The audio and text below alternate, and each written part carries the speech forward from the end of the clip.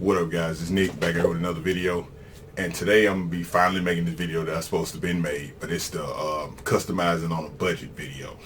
So today I'm gonna be showing you guys pretty much how I reuse sneakers that I've already like made something on. But let's say I didn't have a buyer; it was something I was just doing for fun, and I ain't got no money to buy another shoe.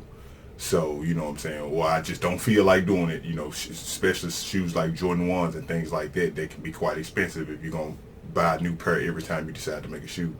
And especially if it's something that you're just doing for fun, it's not for order, you're not going to make no money off of it. Then something like that, you're going to have to just keep reusing it over and over again. And so today I'm going to be showing you pretty much what you need and, how to just go about it. And it's a quick way, easy way to keep reusing it. And nobody will really be able to tell, because you can just easily clean it up. You might just have to do a little bit of extra work, but it's not that big of a hassle. So, you know what I'm saying? I hope you guys like the video. Let's get into it.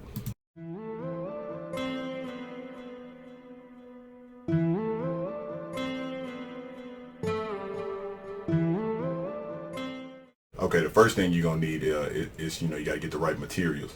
So, which it ain't a lot, because if you customizing it, you have this stuff already anyway.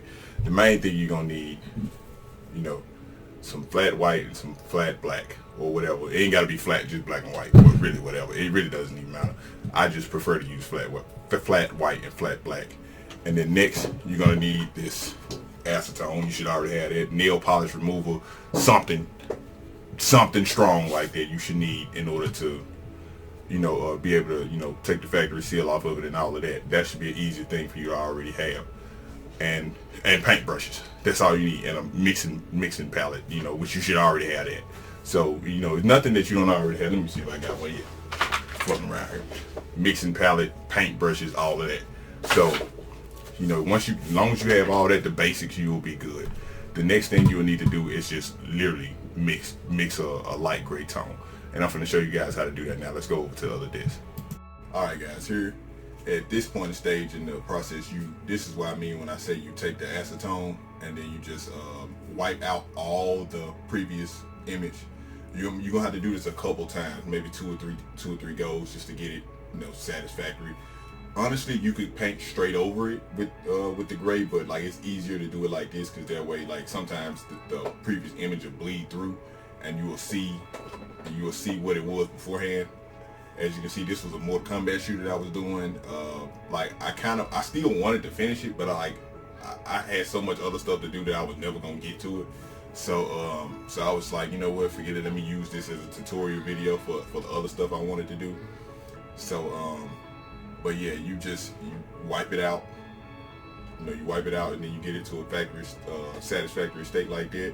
And I really didn't have to do this one, like I said, but like it's a possibility it could have bled through, and you could have seen it through the gray. It's unlikely, but it's still possible. So I still decided to wipe this out. And something like this, I don't think I did gray this side out, because I don't think I had to, because it pretty much got all the ink up. It wasn't nothing but the ink line, so that worked out good. But if you have to, let's say if it's just too bad, if it's just so much showing, then just gray it out. It's not gonna really make that big of a difference. That's the easiest way to go about doing it, so that way you can have basically a blank canvas to start out with. So that way you see how I got it now. It's pretty much all the images gone, and now you just mix the gray to cover it up. Now, if you don't know how to mix gray, it's pretty common sense. You just use black and white. But to make a lighter gray, you just need a small dose of black. Black is pretty much the strongest color there is. So it's like, you only need a little bit of that to make the gray. I mean, like just a slight drop. So like this, just not that much. And then you mix it. It's gonna get this light gray color. And the reason why you want to do a light gray. You can do it pink if you want to, but it just needs to be a lighter color, so that way you can go back over it and see your lines. Gray is a more neutral color, and it's very easy to work with neutral colors. Like even if you decide to leave the gray on the shoe somewhere, it won't hurt you that bad, because it's a neutral color. If you leave pink somewhere on the shoe, then you're gonna have a problem. So you see, that's pretty much the tone. It can be lighter. It can be lighter if you want to. It can be darker if you want to, but that's pretty much a good medium that I like to use. So and here, I'm painting in the coats over the old area that I had worked on, and you see it's pretty much covering everything as the way it was. You know what I'm saying? So like when it get done, it's just gonna be like a pretty much just a blank canvas. It's the easiest way to keep reusing shoes over and over again because it's making shoes is expensive. Let's just call it what it is. You can have as much fun as you want to. You can say whatever you want to say, but making shoes is expensive. Like we gotta call it what it is. Especially if you're doing it for fun. If you ain't doing it to make no real money off of it, like if you don't have the customer base yet or anything like that, like you gonna have a hard time. You know what I'm saying? Funding your hobby at first, because that's pretty much what it's gonna be. Now me, I don't really.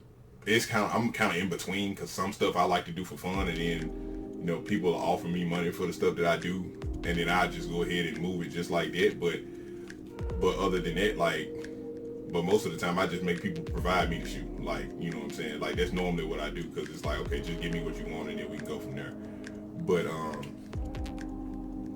But yeah, like this is the pretty much the cheapest way I can think of, especially with a shoe like a Blazer.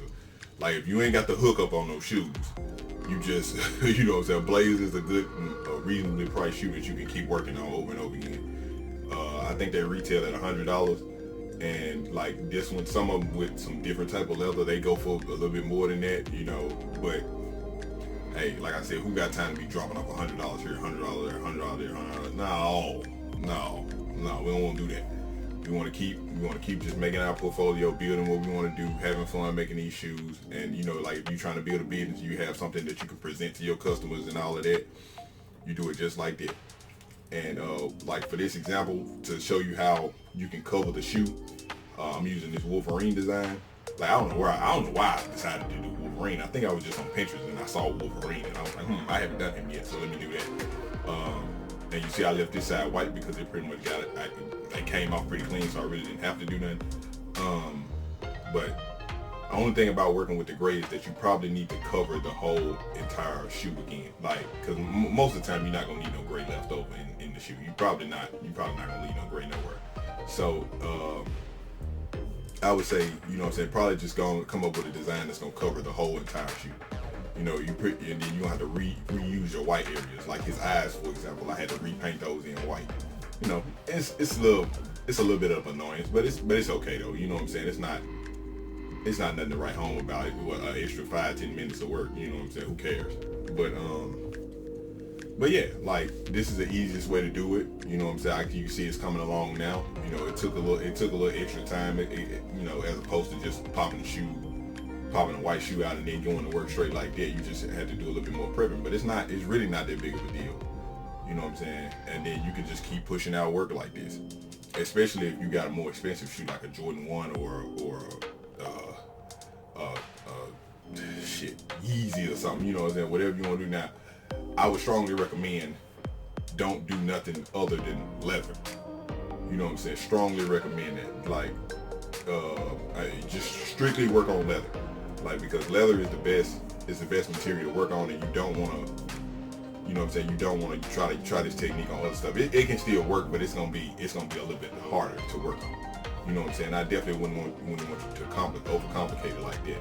So definitely stick with some leather stuff. You know what I'm saying? Like you should be sticking with leather anyway. Like I strongly recommend don't work on no mesh or nothing like that because that's too hard a material to be working on anyway. It's not the end of the world, but you would rather not be doing it.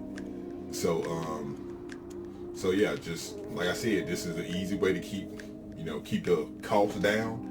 You know what I'm saying? It can save you a lot of money in the end. You know what I'm saying? Like you can use different materials, cheaper materials, but I don't like to use cheaper materials. I really don't.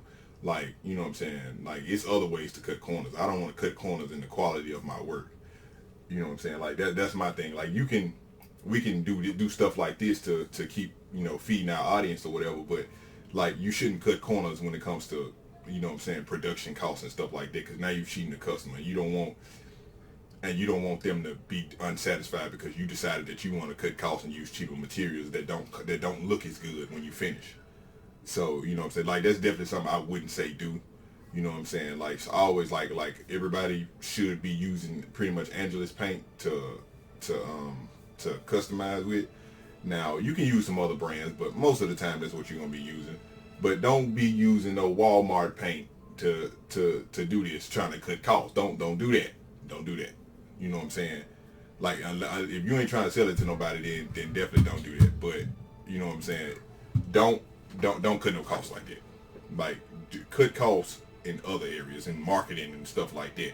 Don't cut costs on the quality of your work, because the quality of your work is what's gonna push it out there anyway.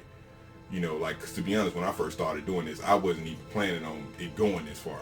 I did 2 shoes, and people was like, "Ooh, make me some," and they was like, "Well, start a YouTube channel because you're doing it already." And I'm like, "Okay, well, that's what it is." But definitely don't cut no costs like that.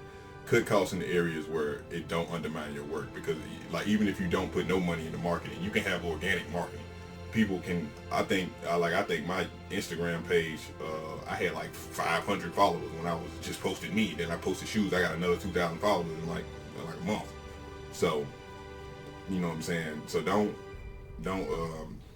what I'm trying to say, don't cut no costs right there. Just make sure the work quality is good, and figure out other ways of stuff like this, so that way you can reuse shoes, and reuse materials that you can reuse without cutting the quality of the work. I gotta say that just as many times as I have to, just to do that, because I don't want nobody to cut the quality of their work, because you definitely don't want to hurt your customers.